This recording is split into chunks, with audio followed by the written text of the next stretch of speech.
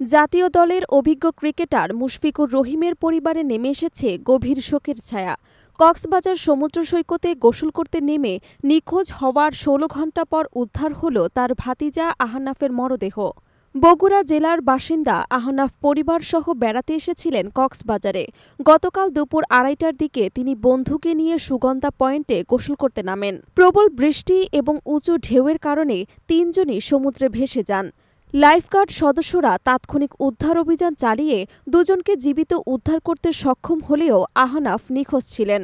অবশেষে রবিবার সকালে ৭:৩০টার দিকে নাজিরার ট্যাগ পয়েন্টে ভেসে আসা মরদেহটি স্থানীয় পোনা শিকারীরা দেখতে পান।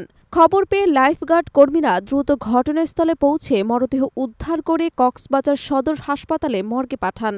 সি শেফ লাইফগার্ডের সুপারভাইজার ওসমান গনি জানান, দ্রুত স্রোত এবং উত্তাল ঢেউয়ের কারণে উদ্ধার অভিযান কঠিন হয়ে পড়েছিল। দীর্ঘ অনুসন্ধানের পর মরদেহটি ভেসে আসে। কক্সবাজারের অতিরিক্ত জেলা ম্যাজিস্ট্রেট শাহিদুল ইসলাম বলেন, আইনগত প্রক্রিয়া সম্পন্ন করে মরদেহ পরিবারের কাছে হস্তান্তর করা হবে।